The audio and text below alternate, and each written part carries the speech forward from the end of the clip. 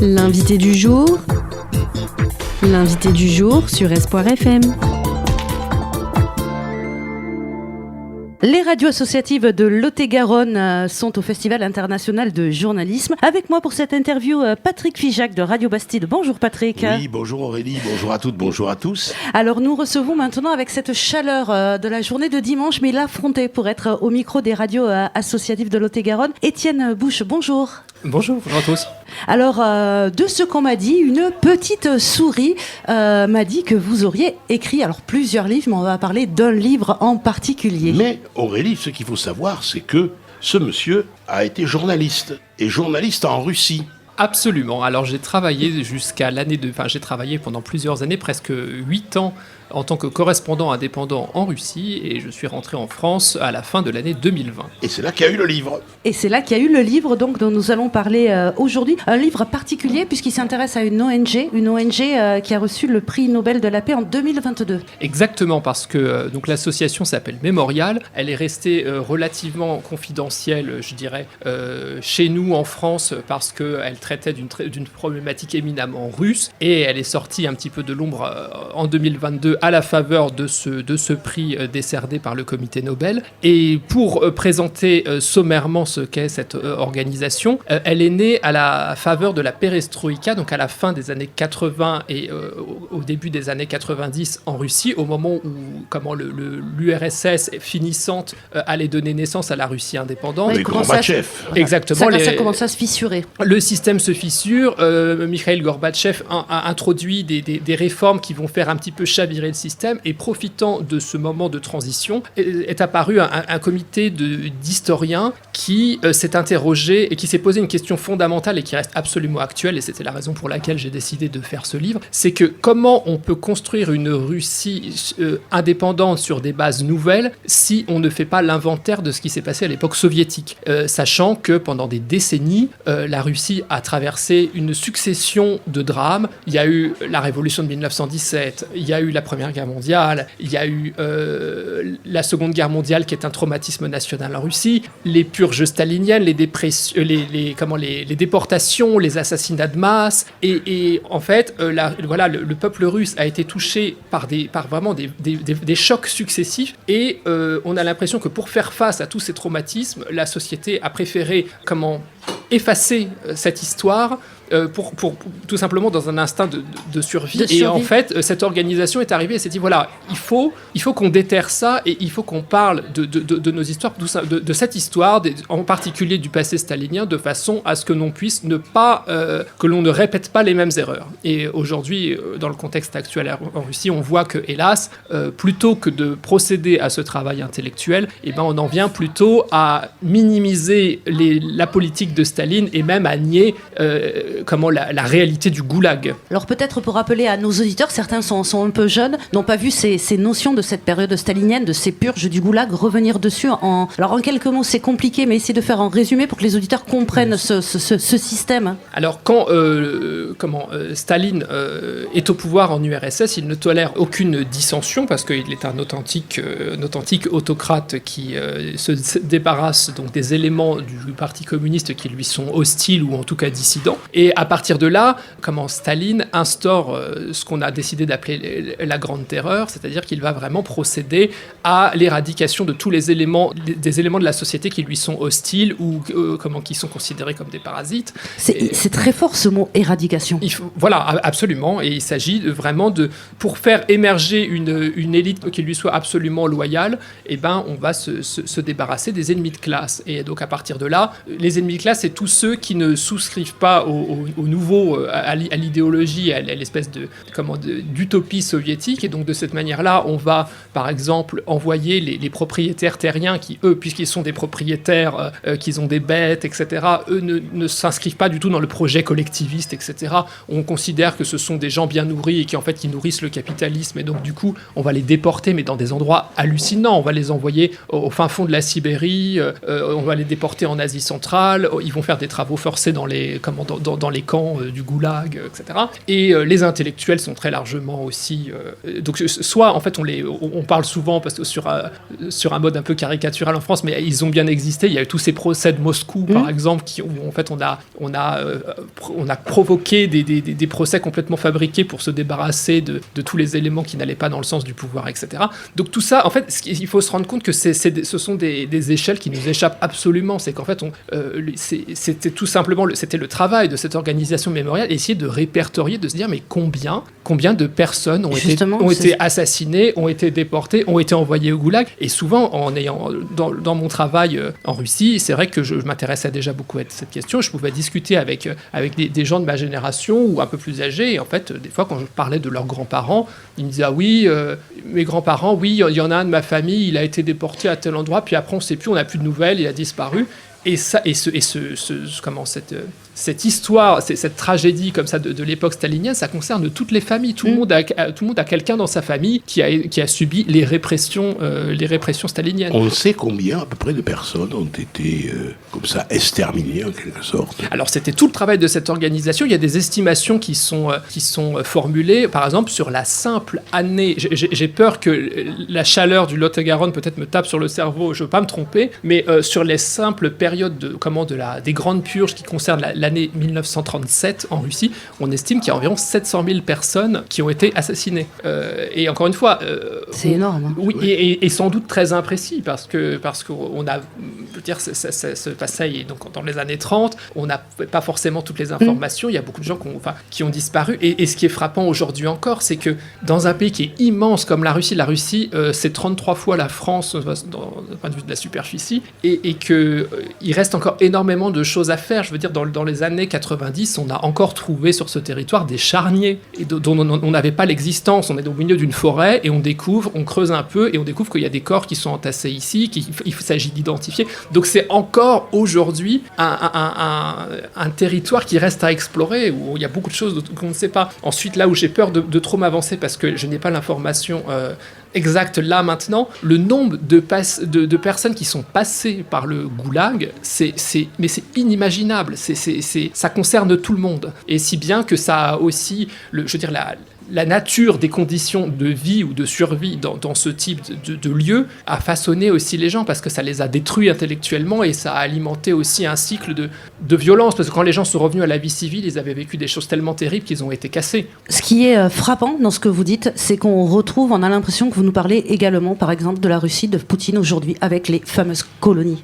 Alors aujourd'hui, c'est difficile d'établir un parallèle direct parce que effectivement, il n'y a plus de goulag tel qu'on a pu l'imaginer, tel qu'il se représentait à l'époque stalinienne. Mais pour autant, quand on découvre aujourd'hui les conditions dans les colonies pénitentiaires russes aujourd'hui au XXIe siècle, il y a quand même des choses qui sont très très frappantes dans les similitudes. Mais moi, là où je vois vraiment des points communs ou des correspondances avec la Russie de Poutine aujourd'hui, c'est par exemple dans les mots qui sont utilisés, c'est assez frappant, c'est qu'on réactive une rhétorique ancienne, par exemple parler de parasites, des ennemis.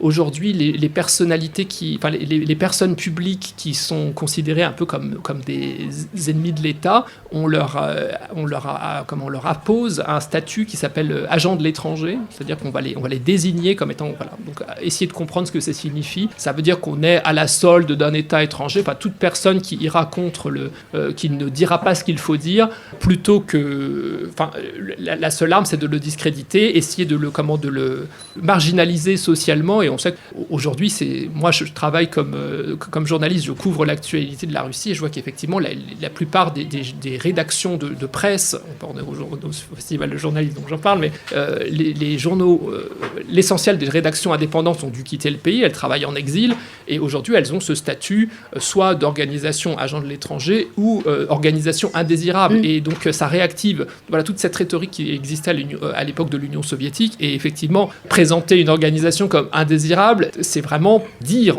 à la population russe cette organisation est ennemie et elle va contre les intérêts de notre pays, parce qu'en fait il y a quand même quelque chose qui est un invariant, je crois, entre l'Union soviétique et aujourd'hui, et que Poutine utilise beaucoup. Si vous n'êtes pas avec nous, alors vous êtes contre nous. C'est le problème d'un dirigeant comme Poutine. On a du mal à imaginer de France ce que peut être l'oppression en Russie. Mais parce que, justement, moi je crois que c'est la grande réussite de l'État en Russie, c'est qu'ils sont parvenus à amalgamer l'État avec le pays. Et c'est-à-dire que si vous critiquez le pays, bah vous n'êtes pas si vous critiquez l'État, vous n'êtes pas patriote. Et voilà, Poutine, il personnifie un petit peu la Russie. Donc c'est un piège, parce que du coup, toute critique qui sera formulée à l'égard de Poutine, ce sera donc à l'égard de son pays. Et je trouve qu'il est très difficile de dépasser cet amalgame. Moi, j'ai souvent entendu aussi en Russie des gens qui me disaient, mais non, en fait, tu comprends, critiquer son pays ou les choses qui s'y passent, c'est un peu contre-intuitif. C'est comme si,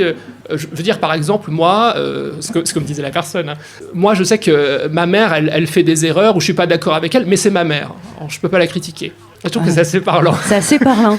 On va revenir à cette association, la Mémorial, cette ONG. Comment est-ce qu'elle a pu travailler ? Parce que ça doit être compliqué d'accéder aux données, de pouvoir tout faire. Ce travail sont des choses peut-être que l'État n'a pas données facilement. Comment ils ont pu travailler ? C'est un travail extraordinaire qu'ils ont entrepris. C'est pour ça que j'ai décidé de me pencher dessus, parce que alors il y en a qui ont commencé à entreprendre ce travail dès les années 80, et en fait ils savaient que les répressions ont concerné toutes les familles en Russie, et dès lors certains militants, j'en ai rencontré plusieurs, beaucoup, en fait sont partis avec, ils ont pris un magnétophone, ils se sont dit mais en fait on va aller interroger ces personnes qui sont peut-être passées dans des camps, qui ont été exilées à tel endroit, et il va falloir les enregistrer, parce qu'en fait elles vont disparaître, et cette mémoire va disparaître en même temps qu'elles. Et vous vous doutez bien que quand vous êtes passé par les camps, etc., il est très difficile de faire parler ces personnes qui sont soit traumatisées, ou même leurs descendants, quand ils savaient que leurs parents étaient ennemis du peuple, on n'en était pas vraiment fiers, oui. C'était quelque chose qui était difficile à assumer, etc.